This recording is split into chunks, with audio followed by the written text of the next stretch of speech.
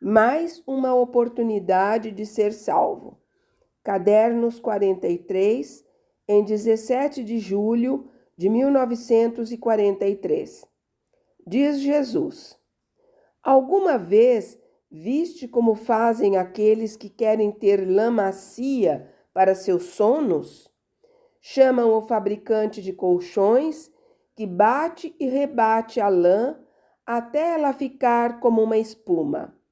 Quanto mais a lã é batida energicamente, mais macia e limpa ela fica, porque a poeira e os detritos caem no chão e as lãs ficam limpas e espumosas. O mesmo, pior ainda, é feito quando se quer fiar ou tricotar essa lã.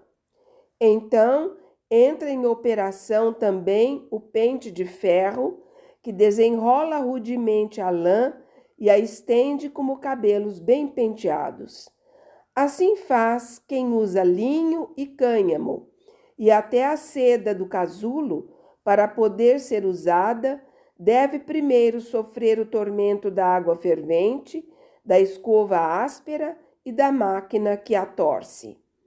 Ó minha alma, se isso é necessário fazer com as fibras naturais para fazer vestes e leitos, como não deverá se fazer o mesmo com vossa alma ao trabalhá-la para a vida eterna?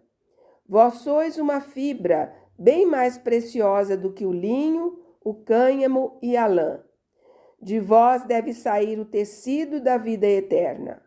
Mas não por imperfeição divina, porque Deus cria as coisas perfeitas, mas sim pela imperfeição vossa, as vossas almas estão selvagens, emaranhadas, cheias de asperezas, de resíduos, de poeira, não apropriadas, em suma, para poder serem usadas na cidade divina, onde tudo é perfeito. Por isso, a previdência, a providência, a bondade paterna do vosso Deus vos trabalha. Com o quê? Com a sua vontade. A vontade de Deus é o instrumento que faz de vós fibras selvagens, tecidos preciosos e lãs preciosas.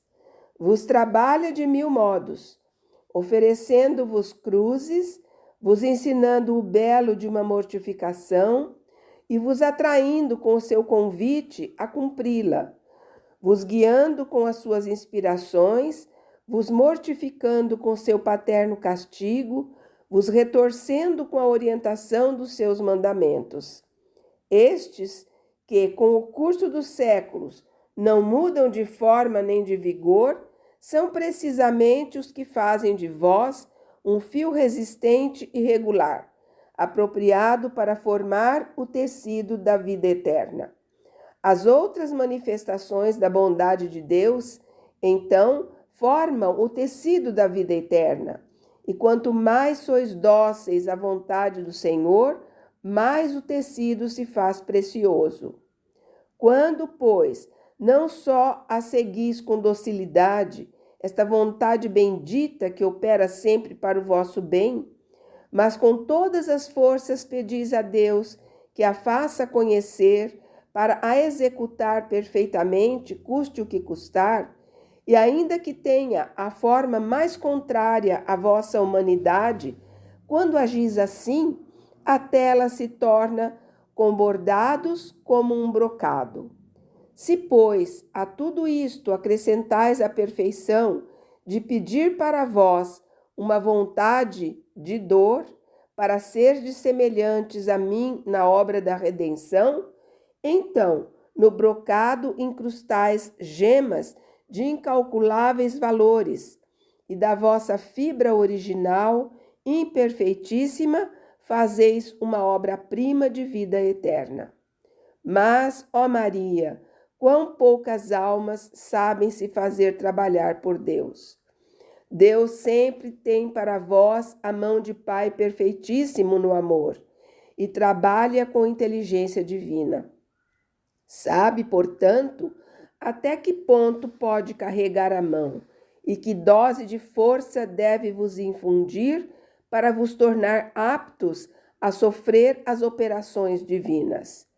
Mas, quando o homem se recusa ao bom Pai que tendes nos céus, quando se rebela à sua vontade, quando anula com o pecado os dons de força que o Pai lhe dá, como pode o Pai que está nos céus trabalhar esta alma? Permanece selvagem, de fato, se carrega cada vez mais com emaranhados e impurezas.